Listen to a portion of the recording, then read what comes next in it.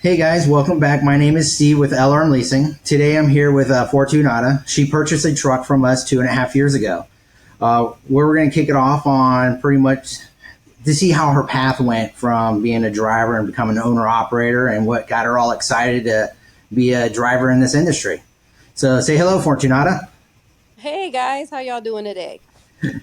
All right, so let's start off how you got into the industry. I got in the industry about 20 years ago, 25 years.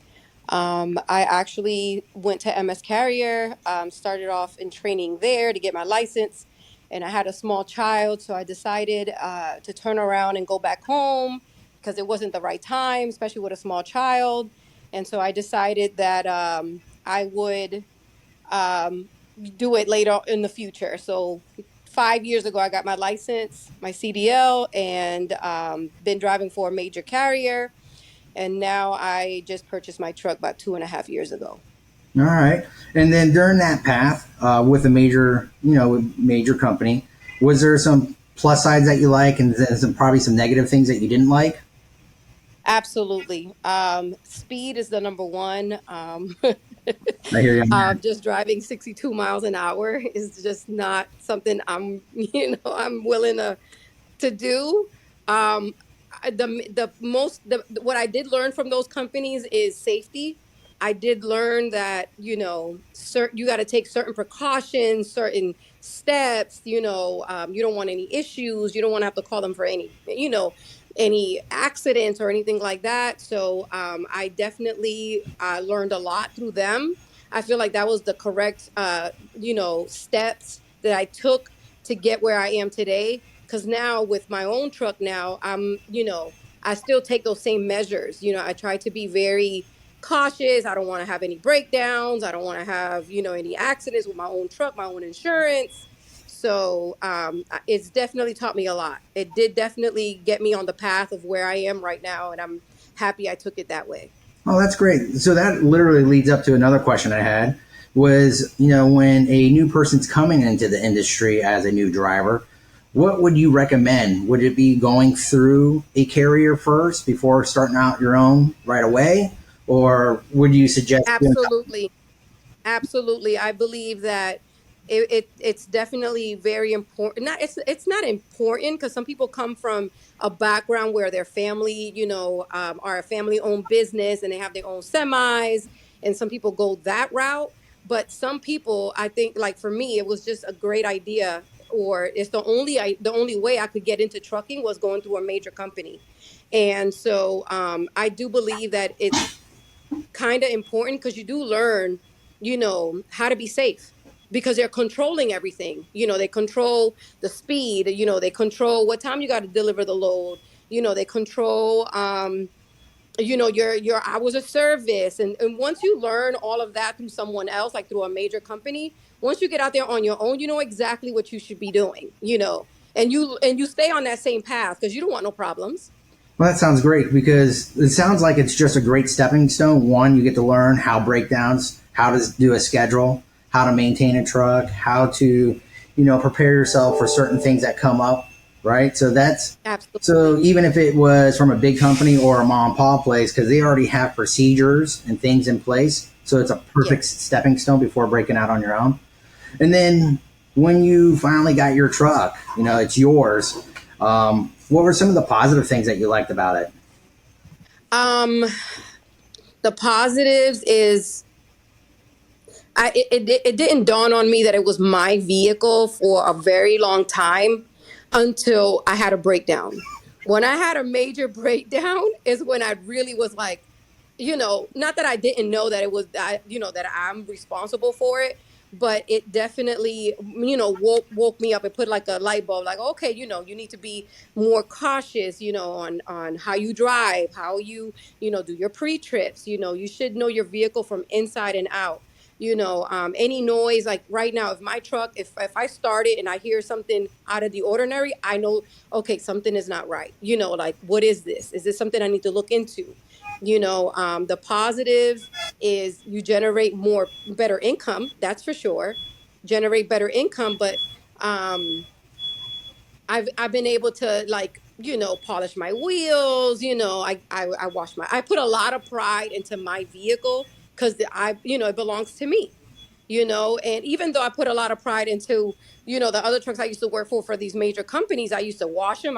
But not as often. Of course, I wasn't polishing any wheels, wasn't adding so many like, chrome aftermarket parts. But the positives of having your own vehicle is that it's something that belongs to you. So you take a lot of pride in that. That's great. And then I know that you purchased a truck from us 2.5 years ago. You completely own it outright. And Yep. during that process, when you got a truck from us, and I think this is the reason why I like working for LRM, is that we take, pride in our customers and our truck. When things break down, or you guys can call in for the help. Sometimes it's not just to come in my shop for repair, but just to say, hey, I'm at a shop. I'm not understanding the situation that's going on, because you are new to the industry yourself, and you're just trying to build up your own, a little base knowledge of where to go, who to trust. Where before, when you were at a major company or a mom and pop, they already have that foundation of what shops to go to and so forth. But I guess my biggest thing was an LRM a big help of when you had breakdowns or any situations, or even the truck that you purchased that you were satisfied with? Absolutely. Um, when I was offered, because at the time when I got my truck, there was a large waiting list for vehicles, for I trucks. remember that. And you know, when my name came to the top of the availability on trucks, um, it wasn't what I wanted per se. Like I wanted an APU in my truck. I wanted an inverter in my truck. And those two things were two of the major, the most important things that I needed on the truck. And so the trucks that were offered weren't like what I kind of saw myself driving. Hmm. But after, like, I sent him a picture of kind of like an idea of what I was looking for, and when he saw what I was looking for, within not even not even a week and a half, 2 weeks, he was already calling me with the truck with an APU, with the truck with the inverter. Even though he did tell me those are aftermarket parts that are not going to be like, what would you say, inspected, but they're there. So I knew that if they weren't working, I can definitely, take it to Thermo King or take it somewhere to a mechanic and have it repaired. I just needed to know that those two items were in there. And so, like I said, it was a great experience. Um, I always recommend LRM, and I'm not just saying this because I'm talking to you on the phone, but honestly, like it couldn't have been a better business transaction. Oh, that's good. Honestly, because my truck, I didn't have any problems with my truck for at least a year. At least a year, I didn't have any problems with my truck. Well, that's So I always recommend LRM to everyone, all my friends, because it couldn't have been a better situation for me. Because other companies, they'll tell you it's as is, there's no warranties, there's none of that stuff. And anytime that I have a concern or a problem, I call LRM and I say, hey, listen, I have this problem.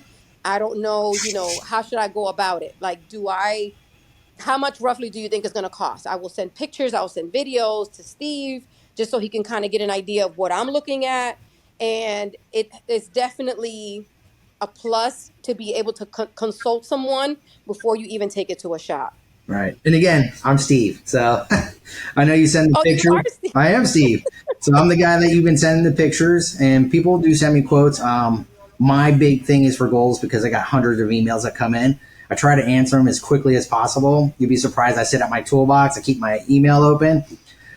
Sometimes I may be under the truck, but I try to get back to the customer as quickly as possible, because, I've never seen your face, yeah, so no, I didn't know. it's all good. So a lot of people I didn't know it was haven't. you. I thought you was Matt. No, I'm Matt. No, that's the other guy. No, Okay. no, I talked to a lot of the customers. So, like you said, you've had the truck for a little over a year without an issue, and we were there to answer any Yeah, questions. And that was the biggest thing, because we wanted to treat our customers pretty much like family.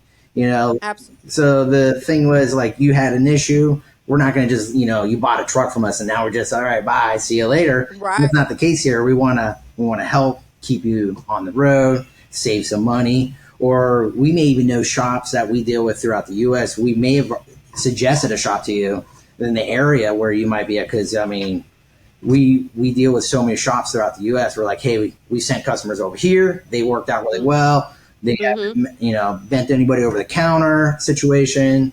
So we try to make our own little, little navigation of shops around the U.S. to help our customers. And now even, whoever calls that sees the videos or has questions, because I get multiple things through YouTube and of course our customers. So it's Right. always been a great thing. And I love doing it because I have family members that are owner operators as well. So That's that, awesome. that's awesome. I love hearing all that stuff, especially when you guys save money and get you guys back on the road. And the videos is the biggest thing. So I was always liking that stuff. Yeah, it's definitely helpful. It really is, honestly, because, to me, as a woman, people, mechanics automatically, they're like, oh, yeah, it's this or it's that, and it's not repaired. Thank God I've been very lucky Mm-hmm. with the mechanics that I have worked with. And I keep them, in business because I'm always calling, if I feel like you are um, not loyal, but like um, Trustworthy. trustworthy, I'm gonna keep calling you but the thing is, like, my mechanic right now, he's like, everything's over $1,000. Everything's over 1,000. But the job is done though. Right. You know what I mean? The job is taken care of. I haven't had to like, hey, this wasn't done correctly, or I'm still having the same issue, things like that. But, he definitely is trustworthy because he does the job correctly. So I have no complaints. So I think that's the best thing about being an owner operator, because now you're, like you said earlier, you pay attention to your truck more. You Mm-hmm. have more pride, so you know what's going on. And Mm-hmm. now what you're doing is once you start knowing this stuff and you trust your mechanic, and let's say you went to another one, you can call BS on someone. You're like, nah, that doesn't sound right. And I'm Yep. going to talk to my guy, or you'll talk to a person that can help you. If that's not me, it's the guy that you trust, that you did make a relationship with. So that's the Mm-hmm. best part of being an owner operator. It's just another thing that you have to put in your Rolodex of things to know. You know. Absolutely. So Absolutely. let's do this. Let's switch it up a little. So you've been trucking for a while. I want to know what was your favorite memory of trucking, being open on the open road? What was one of the favorite things that you loved about it? I love the not having to have a schedule at a job. Someone telling you, oh, you got to go take lunch now. You have to, um, I need you to do this right now, that kind of thing. You know, it's, it's at your own pace. You know what I'm saying? You get to determine when you pull over, you get to determine when you're shutting down for the day. You get to, you know, just experience different things as far as like, where you're shutting down. Like there's always like, you start learning like the routes that you're taking and stuff, where you kind of like stopping, the best places to stop, the places that you really don't want to go to, things like that. But I am in the southeast, so I stay like, Alabama, Tennessee, um Tennessee, Florida. I go out Florida like just about every week. Huh? So I kind of know my places to stop, where my favorite places are, where they're not. That's what I not that I enjoy. I want to say the only thing I really like about my job is the being able to control how I manage my time in work. I don't have to have a boss. I don't have no one calling me, telling me like, "Oh, you're late," or because I try to never be late on the load. So All right. And then along those many routes that you've been, yeah. you have a favorite place you would stop for food? Like, I want to make it back this place.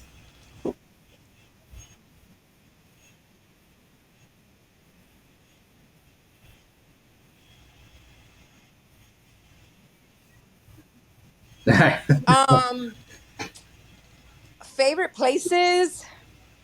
One of my favorite places I used to always go to back in the day that I don't get to go to like often is south of the border. South of the border on 95, exit 1 in South Carolina. Right. That's like one of my, because they always got parking there.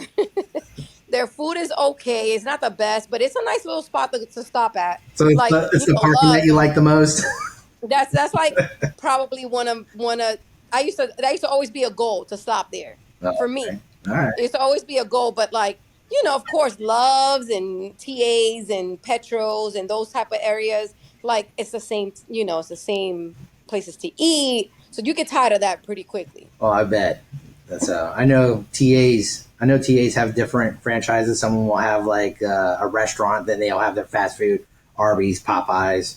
It may be different, but for the most part, I know it's the same. Yeah, yeah. So So that's south of the definitely border. All right.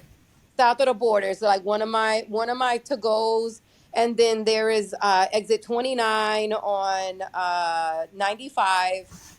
That's in Brunswick, Georgia. I like going there because there's a lot of truck stops there. Not only that, you have a lot of choices of places to eat. All right. That's another one. And then on these routes that you're going back and forth, what kind of music do you listen to? Anything Oh crazy, or is it more like soft and mellow, or you're hard? no, no. I'm Hispanic. I'm Puerto Rican and Mexican, so I've just gotten into Mexican music lately. Okay. A lot of salsa, a lot of bachata. I'll listen to some rock and roll here and there, just to switch it up because you do get tired of listening to the same thing all the time. Oh, I bet. You got a playlist Yeah, going? absolutely. Yeah. On every station. On every station. No Kenny G. No, no, no, no, no. It has to be, something lively, something that's like, that's going to keep you going. Because I drive at night, so Whoa, my day yeah. starts at 11:30 at night, 12 o'clock at night, midnight. So I drive through the night into the morning. So like I have to have stuff that's gonna like definitely keep me awake. Right. Well, I gotta give you guys props anyway for the driving because I've done a few myself. I have a CDL license as well, and I've done a few trips. I can't do it. I'll tell you that right now. I'll go It's crazy. I'll not. talk to myself. It's it's not easy. Sometimes I drive in pure silence. Yeah. Just thinking about my game plan, thinking about things I need to do, things like that. So yeah, there is times that I drive with nothing on because I'm like, you get tired of listening to the same music. See, I'm a moving person. Like I know I manage my shop, but you won't catch me behind a desk. No. That's what I'm saying. That's one of the reasons why I love trucking too, because it's like something different. Not the same job, looking at the same people every day. You meet different people. It's nice. Well, that's good. All right. Yeah. So while you're driving over the road, what are some of the craziest things that you have seen as a driver? I mean, it could be a passing vehicle or another driver. Just they're like, what is he doing? I know I do that every day. Um, Definitely every single day. You see people doing the most craziest things. Like for an example, I've seen this a lot late, not a lot, but I see it often where people break down and they park in the left lane of the highway. That to me is crazy. I understand you might not have had a choice in certain circumstances, Right. in certain situations, but it's like really, really in the left lane. Where you're not That supposed to to be in the me, first place. huh? Where you're not supposed to be in the first place. Absolutely. That's one of the things that I see a lot. The texting. Sometimes I see people like even in cars. I see them texting. Driving and they're texting, and I'm like the traffic. You got about a half of a mile of a gap between you and the next person because you're on your phone. So sometimes I'll blow the horn like beep, like pay attention, pay attention. I gotta tell you right now, I've seen someone on 95. They had both their feet hanging out the window while they were driving. Oh, there must have been an electric vehicle. No, it wasn't. That's the sad thing. He probably had it on Wow. cruise control, and he was just cruising down 95 with both his feet out the window. Matter of fact, I That took is a picture of it. well. Now it makes sense. Now it makes sense. It doesn't have to be. It doesn't have to be an electric vehicle, but if they got it on cruise, that's true. You just drive, Yeah. let it go, let it do its thing. Oh my goodness. Oh my goodness. Um, let's see. What else do we have here? We have what would be your favorite load? Like, would it be oversized, dry, reefer units? For refrigerant. I mean, what's your ideal load? Of course, a light load is ideal. Right. I drive containers, So they're usually pretty heavy. Right. And like lately, I've been doing this Lowe's distribution center, and it's 24 hours a day, and they're pretty light. So that's magical. That's like heaven. All right. Seriously, it's like heaven every day because they're not heavy. It's a 24-hour locate, place. So it's like, you just drop it whenever you get there, and drop and hook. So a drop and hook is always magical, and something light is always perfect. All right. And then I guess what would be your when you're over the road and you just getting bored or something? What would be your favorite activity to do? Even if it's at a truck stop or even just being in the truck, you just keep yourself entertained. So when you have your own truck, you will find yourself like I don't know how you would call it, but so for an example, I find myself changing things in my truck that's going to make my life easier. So usually when I'm like shut down, not usually, but when I have like a project, like for an example, I just added some subs in my truck, subwoofers and Okay. stuff like that to make my sound system better. And I will find myself like, drilling it down, so that way it's not moving, so like little projects like that, that's going to make my truck, not safer, but like just More comfortable. more manageable, if that makes sense. Okay. I find myself doing stuff like that. Well, I'll go outside, wash my rims, soap them down, rinse them off. So like I'm always surrounded around my truck. I'm always doing something that's gonna make my truck better, or either make it better or look better, you know what I mean? All In right. the inside, like my cab, I have my truck like if it's my house. The Okay. only thing I don't have is a toilet and running water. And if I could have toilet and running water, I would have it in my truck because I have everything else in my truck. All right. And then I know that you just said that you had a child. You came off the road for a little bit, and then you went back on. So, Yep. as a parent, what would be the best advice that you could give to another driver that is a parent that's over the road? It depends. I've seen women with babies, with infants. I've seen women with toddlers, and my hat goes off to them. Right. That makes me so proud and so like, wow, that's an accomplishment. I'm getting emotional. It's okay. I'm getting emotional. Yeah, it makes me really proud to see women, you know, do a job like that. Um, what else? It's hard. It's hard. Oh, I know. Trust me, I have three daughters of myself. They live with me full time, so I definitely know the challenges of having kids. I just know the only difference is that I get to go home to them every day, and it's a little Right. easier with. I'm not saying it's easy, but it's a little easier to have infants and toddlers to have in the truck before they Yeah. start school. But when we talk about people with kids, I know my uncle, which he's an owner operator. He has some kids at the Yeah. house. They're middle school and high school, and then I know there's certain things that he's going to miss, but he does make a point to try to get home every weekend. And then Absolutely. I think certain things have changed over the years where I have some close friends that are owner operators, and then it all depends on the person really and their situation altogether. Being home every night or being home every weekend, just to try to Hmm. make up the time to spend with their kids. So even if it's a woman or a male, Yeah, it's not easy for sure. It's not easy having children, but you have to be consistent. Especially if you own your own vehicle, you have to make it consistent where, you know, I mean, sometimes you can't go based off of a schedule because you never know when you're going to make it home, because of accidents, traffic, things like that. But owner operators, I would say 5 days a week, if possible, if that's what you can, do. I know with everything right now, everything being so slow and loads not really paying much right now, definitely, makes us stay out longer.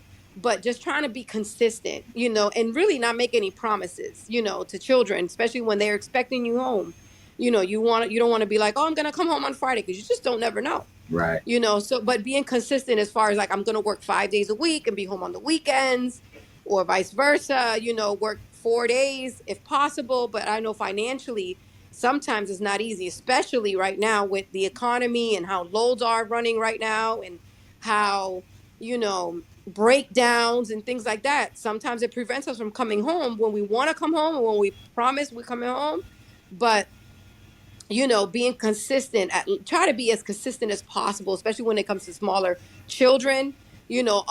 Older children, they kind of understand, that, you know, you might not make it home today, but they do understand that, and FaceTimes are very, helpful nowadays compared to back in the day where there wasn't such thing. You know True. what I'm saying? Yep. But, even as far as doing that, not, like FaceTiming your child at nighttime for a bedtime story, or just, good night, I love you, those type of things do help. But, just not making any promises and just trying to be as consistent as you can with your smaller children definitely I think helps. Well, that's good. Good advice. So now, some of the rookies over the road, right? What would be some of the suggestions that you would tell them? They're starting out in the industry. I see them all the time. They're getting their driver's license, their CDL, they're ready to rock and roll.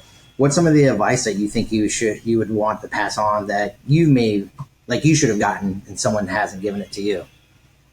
um I had a really good woman trainer. I went through a couple of trainers with different companies before I landed with a particular company. And this company put me on with a woman. And this woman taught me everything I know. Everything I know, I learned from her. She taught me how to cook in my truck. She taught me how to manage my time, manage my drive time, manage, how to learn how to drive in traffic and things like that. So I got a really good person that really helped me pave my way. One thing I do suggest rookie drivers to have in their vehicles is a CB radio. I cannot enforce that more than anything in the world. They are so important to have in a vehicle that, people think that nowadays these newer drivers, they think they can use Waze, they can use all these other, you know, Waze, the WYZE, or I don't know what it's spelled, but it's like a Google map or whatever. They use that for traffic. No, I suggest to have a CB radio in your vehicle. That's number one. Number two, ask if you need help. Ask. Get out your truck and say, listen, I'm new, or listen, I need help. Knock on someone's door if you need to. If you feel like, for me, for my first, I want to say year and a half of driving a semi, I didn't go to truck stops. I would go to truck stops in the daytime to take my showers because I was afraid of hitting someone's truck. And I didn't want to be that person, especially as a woman. We women out here as truck drivers, we're looked like we don't, the men look at us like we don't know what we're doing. You know what I mean? So one of the things that I knew that I would never want to do is hit someone's truck and have to deal with those consequences. So what I would do is I would do rest areas, I would do way stations and park there at night and come to the truck stop during the day. And I would give someone advice, that advice, if they feel like they're not as confident in backing, to do that. I truly encourage that, because it, like I said, you don't want to have to report an accident to your company that you didn't destroy someone's truck out there. You know what I mean? So if you're not really confident in your backing, ask for help. Get out your truck. Don't wait on someone to come asking you, do you need help? Because they're not going to ask. You need to be the one to go and ask for the help. So I did that a lot. And did I did you that a and did you find that they were more accommodating when you asked? They're like, "Oh yeah." So you Absolutely. guys Because come together? let me tell you what people will do. They will sit in their truck and record you hit someone's truck. That's what people do. Yeah. They'll sit there and be like, I just can't wait till she hit that truck. So, to avoid those things from happening, getting out your truck and asking for help. Um, it's definitely, sometimes you'll learn I learned I learned how to back with my trainer, but when I got out there on my own, I was not confident at all in backing. And one day this guy sees me and he says, I guess he saw the look on my face that I was nervous. And so he was like, let me just tell you something. He says, "You new, right?" I said, "Yeah, I'm new." He was like, "You know what?" He says, "Do this, follow these steps, and this will always get you into that parking spot that you're trying to get into." And I did it when he showed me how he demonstrated to me. And then when I started doing it, the reason why I say ask for help, because it takes one person to give you the one idea or the one step that you need to get to learn how to back. So you might not have thought of it that way, but as soon as that guy told me what to do, it just took me into that path of learning how to back. Nice. You're right. It So only I takes one. suggest to ask for help, because don't feel like you're alone, because a lot of the times when you ask for help, people will help. I've never had no one turn me down ever. That's good to know. So, as an owner operator, and I'm a mechanic, what kind of tools do you keep in your truck? um I keep screwdrivers, I keep a drill, I keep like a nice big flashlight, I keep grease, I keep just I'm not a mechanic, Right. and I'm not gonna try to act like I'm a mechanic, but if I can fix it on my own, I will definitely try. you know So, um if there was something out there Definitely. that says, "Hey, put a toolkit together that would help you with most of this stuff," is that something that you'd be excited about or work towards? I'm sorry, say that If there again. was something out there to help you put like a little tool list together for the most common things on your truck, would that be something that you might be interested in? um It'll be compact and it doesn't take up a lot of space, and you can save a lot of Absolutely. money. I mean, yeah, but along the way, like when I first started, when I got my own truck, Hmm. I would come home on the weekends and be like, okay, I need to buy, this, like screwdrivers, flathead screwdrivers as well. Eventually I bought a drill. Some people keep, like, for their dry vans or for their reefers, they keep like a compact blower to blow out, the debris and Three out stuff of in the their back, yeah. trailers, a broom. So, like, little by little, I just knew, okay, I would create a list. Like, okay, this week when I come home, I need to make sure I buy this, that, and the other. So at this point now, I have pretty much everything I need, Right. but I don't also have access of things either. You know what I'm saying? Like when I come home and like, for an example, like my clothing and stuff like that, what I do is I switch it out. So spring, summer, winter, fall, I switch out my suitcase. You know what I'm saying? So that way I have winter clothing.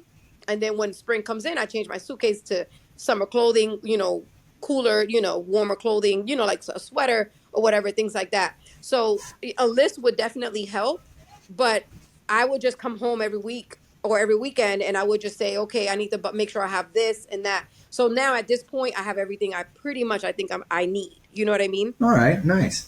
So just more Yeah. experience, and then you start slowly building your list.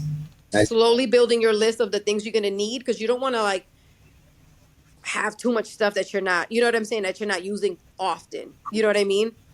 So, and that was the whole thing about when I started doing the videos with LRM is, things that you're going to need, but you can't have this whole shop in your back truck. You just need Right. some of the basic things to one, get off the side of the road, make that delivery and make it to the shop. So, Absolutely. and that was one of the things that we did, little quick how to's. I mean, I've heard some crazy things where a mechanic tries to sell them a whole valve for like $900, and it was just misdiagnosed. But we learned how to pinch off a line. You Yeah. deliver the load, and then you get to the shop. They'll unpinch it and then replace the valve that was only $40 instead of 900. Wow. Yeah. So Yeah, definitely. So that would bring up another thing is like when you went to a shop, did you feel like because you are a woman that you're getting taken advantage, or maybe you're just inexperienced? Have you ran across a shop that you just like, I don't know why I came here, or these guys are just I can't trust them as far as I throw them. I've only had one instance where I didn't feel like they were taking advantage of me at all, but they definitely couldn't fix the problem that I had on my truck. Right. So, I basically paid them for coming out. But other than that, thank God, thank God, knock on wood, that I have never been on the side of the road where I didn't have an idea of what's wrong with my vehicle. Well, that's good. Thank God. Yeah. Thank God. And Because, the thing is too, like with my mechanic, what I try to, like, so for an example, I had him doing the brake pads on the vehicle. And I'm like, he's like, well, you know what? You're gonna need the drums too. And I'm like, go ahead and do them. right. So a lot of times, like if he see, like you want a mechanic at home that you can definitely call and be like, listen, I'm experiencing this noise or this problem with my truck. I'm not sure what it is. And what I try to do is anytime that he says, well, I see this wrong too, I say, just go ahead and fix it. So a lot of the major components on my vehicle, I've gotten replaced because just of wear and tear, not only wear and tear, but like eventually it's going to go out. Why not just have it done? Well, that's good because with the guys in my shop, I always tell them I was like, don't have blinders on. When a guy comes in for an oil change, don't just do the oil change. Look around. We're going to be underneath the truck. We're going to be on top of the truck. We're going to be everywhere around it. If you see something, that doesn't look right, Say something. damaged or worn, yeah, say something. Just bring it to their attention. Sometimes they'll say yes, sometimes they'll say no. But I Right. think the only thing I don't like to hear is like, oh, I had an oil change. Why didn't you see it? And I was like, I'd rather be like, oh, we saw it, and I wrote it in my comments, and you guys can, we see it where the customers can see this is what we found. I just hate to Right. see that oil change was completed, and then, down the road, it's like, oh, I didn't know the shop was blown. Why didn't you guys say something? And I was like, oh. So there are some No, mechanics that definitely. have blinders on. I hate to say that, Yep. but when it comes into a shop, even as an owner operator, I always tell people when they have trucks, when you go in for an oil change, say, hey, how does everything look? Ask them questions because some of them, they're on commission base. They just want to get those trucks in and out as fast as possible, Hmm. and they're not really looking. So ask questions. Hey, I got an oil change. How? I know you guys don't do my air filter. How does it look? How do the Right. brakes look? How did the U joints feel when you grease them? Or anything, any Right. concerns? Right, definitely. I definitely, like I said, with the mechanic, I'll tell him, hey, I'm experiencing this noise or whatever, and he'll be like, okay, well, it's this, but you know what? I saw this, and if financially is something that I can afford to just go ahead and take care of, Right. I just say go ahead and just take care of it, because in that way, a lot of times, but you didn't need to do that. A lot of people will say, oh, but you didn't need to replace that. Well, you know what? At least I know my alternator's replaced. At least I know my batteries are replaced. Like, especially right now with the cold weather, you know what I mean?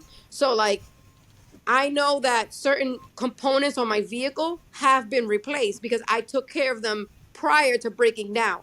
Yeah, you're being So yeah, proactive. financially, sometimes you can't afford to get everything done at that moment, but like, and especially because it's your vehicle, you own it, you're gonna own it one day, or you're owning it, you know what I mean, you're financing it or whatever. You want to go ahead and take care of those things now. You don't want to wait for them to break down on the side of the road. You got to pay for breakdown, you got to pay for them to come out, you got to pay an expensive amount of money just to have it replaced, when you could have avoided that by just getting it done when either what's in the shop or when you get back home, because usually it's cheaper to get back home and have your mechanic do it Oh than yeah. to have a roadside do it on the side of the road. Well, roadside is a totally different animal there Totally because different. it's from the time they leave to the time they get back. And if he's taking his time, and he could just say, "Hey, traffic was tying me up," so And usually it's a 3 hour minimum you got to wait. 3 hour minimum. So that's taking time out of your day, out of your hours of service. yeah, You know what I mean? Just to have something that you knew was wrong with your vehicle. You should have just gotten it done when you was home. Like I said, it's always cheaper for you to have a mechanic that you can trust, that you know what I mean? Like I have a mechanic here in Atlanta because I live in Atlanta. I have a mechanic here in Atlanta, and actually I had a hose break down, like pop on me in Savannah, because I go to Savannah for my loads every week. And I met this guy, and a really nice guy, really reasonable, and I kept him in my phone because I'm like, this is the guy I want to call if I have a breakdown again. So now I know that if something happens to me, in Atlanta I have someone, in Savannah I have someone, you know what I mean? I don't have anyone in Florida, but I mean, I have you guys in Florida, but you guys are all the way in Pompano Beach. yeah, That's pretty far for me, and I'm coming to Orlando every week. You know what I mean? But I try to keep someone in my contacts that I can always rely on or call. You know what I mean? yeah. No, I hear you. And if anything did ever happen in Orlando, you need to give me a call because I do know someone. And Oh, you do know someone in yeah, Orlando. Okay. yeah, him and I worked together for a few No. years together, even at the dealership. So he's doing his own thing. So Okay. if anything ever Perfect. happens, you can always give me a call. Well, then you need to share that information now so I have it on my phone. I'll give it to you. I'll share. Perfect.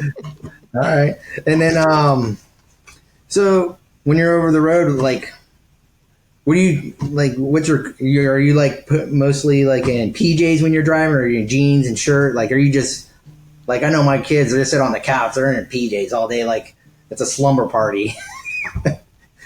No, I dress up. I don't go driving in no PJs and no flip flops. I don't do any of that. I hear a lot of people talk about that. No, I for sure. I'm always fully dressed because you never know. You never know. There could be an Yeah. accident. You know what I'm saying? My mom always says that. She's like, just in case of an accident, you never know what kind an emergency you could have. You want to be, clean underwear. So I'm definitely always, fully clothed, pajamas at nighttime for sure. I try to be as, it's my home. That's my home away from home. I have everything in my vehicle I possibly could need in my truck. So, nighttime, of course, yeah, pajamas, relaxed, be as comfortable as possible. You don't want to feel like it's a job 24 hours a day. You want to be able to relax, turn on some TV, if you have one or your laptop, and be comfortable. I have a sound bar in my truck, so I get to watch TV with a sound bar, So you want to be as comfortable as possible in your truck. You don't want to make it feel like you're always like on Yeah, call, if that makes sense. it's your home. You don't want to be dreading to come home. Right. Or dreading to be like, oh, I got to get back on this road. No. Yeah. Like I try to be as comfortable as possible. All right. And do you, by any chance, drive with an animal? Like Yes, I do. I have a dog. you? Oh, what I kind have of dog? a small little chihuahua. Oh, Chihuahua. Go figure. I Yep, can't say a that. I little got small. two of them myself. Yeah, no, she had to be small. She had to be small. There's no way I'm driving around with a big dog. Ain't no way. Well, I know I would be talking to my Chihuahua on that drive, or have a volleyball named Wilson. But I'll go crazy driving. Like I said, I give you guys props for driving that distance and not communicating with someone. I mean, I know you could probably talk to someone on the phone on the headset, Right, but let's be right. honest, the other person's probably working or they got other things they're doing. Absolutely. So that That's another thing that you want to do is have some type of friends and stuff in the same type of field that you can kind of talk to, kind of it makes your day go by faster versus music all day. You know what I'm saying? It definitely helps for sure. all right. And do you meet up with when these friends that you meet? Is it mostly like over the CB, or is it more like No, at the rest through phone. areas through Through phone? phone. You, Yep, and you through have like a phone. good community, a group of people that you talk to. Absolutely. We help each other out a lot, like go to the so for an example, I do containers. Right. So sometimes you're not able to make it back by the time that the port closes. So you could always, have one of them take it out for, take a container out for you or bring one in for you if you're, dropping it off in the yard. Tips, mechanic tips like, oh, hey, listen, I'm having this, I'm experiencing this. What do you think? What do you think it is?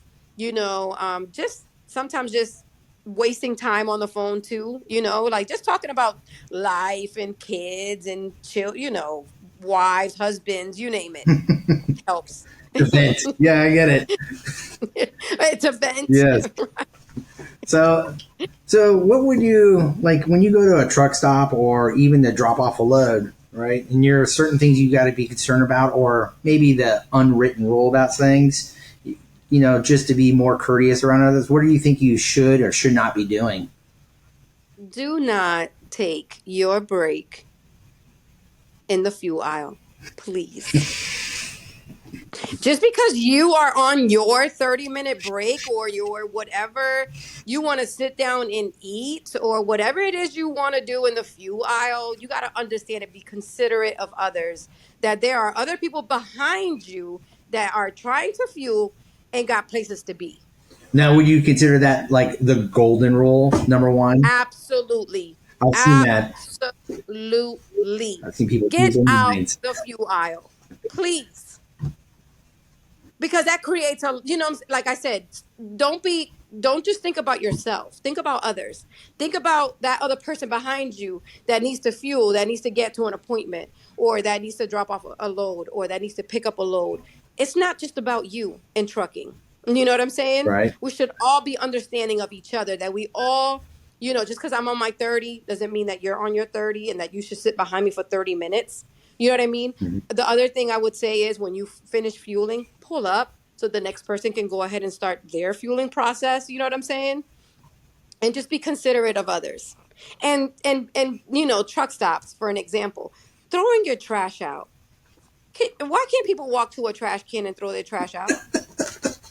That to me, it's crazy, because we all use these facilities. You know what I'm saying? Yeah. People already have negative things to say about truck drivers already from the top. The least we can do is be, a little bit more cleaner in our surroundings, I would say. All right. All right. So now my next question would be is like, what do you see in the future now? Are you going to expand your fleet? You're just happy what you're doing right now? Right now, with the economy, with everything being how the loads are paying, and how, you can barely do 5 days sometimes, um, right now I see myself just sitting in the place that I'm in, as far as like just one truck right now. It's the most I can handle at the moment, but I do see myself eventually growing, because I have my two sons, and both of my boys are of age to be able to get a CDL, Okay. and so I would love to have them join me, but right now it's not the time. So right now, one truck is enough. Right. Um, Sometimes you barely can even make it out here, with the responsibilities of home, and and your truck, and your responsibilities and things like that. But I would definitely would want to grow my fleet for sure. All right. That'd be a good positive future. Hopefully that does happen for you for sure. And then Yeah. is your one of the boys interested in driving, or are they both showing Yeah. interest? One of them for sure is interested in joining. But right now, and even though, like, how, just to piggyback off earlier when we was talking about being working for a major carrier Right. or a major company, I would definitely have my boy do the same thing. Go to a major company, understand how to be a responsible driver, Right. before I would even put him in a truck. Well, yeah. Well, that's going to be the one best thing we can do is you show them the path like you were Hmm. taught. So the only good thing is that you're going to pay a little bit more close attention. You already know the stepping stones. So, Yeah. and maybe the way the economy is, so when he does go out there, one truck, you guys can team drive and you can teach him more. And when it does turn around, then there's an opportunity, maybe the truck down the Yep. road. So, Yep. Definitely. all right. So, Fortunata, I do thank you for joining us in this conversation. And again, my email, my phone calls are always available to you. So Absolutely. even though that you own your truck, I am still here to help. So don't ever think that we're done with you. That's not the case. All right. As long as you have an LRM truck, you're already stuck with us. So anytime you need help, please feel free to reach out. And I mean, it's been a wonderful story that you've told us your whole story there, and we loved it, every bit of it. Thank you. Thank you so much. It was a pleasure. It really was. It was a pleasure of being able to talk about these important topics, when it comes to owning a vehicle. All right. Thank you. All right, so guys, this is us signing off. I want you to appreciate for tuning in. If you guys like what you saw today, don't forget to hit that like button. If you have any questions or concern that you saw today as well, leave a comment at the bottom. And if you want more content with some more clients or even more how-tos, please don't forget to subscribe. I'll see you guys around. Bye.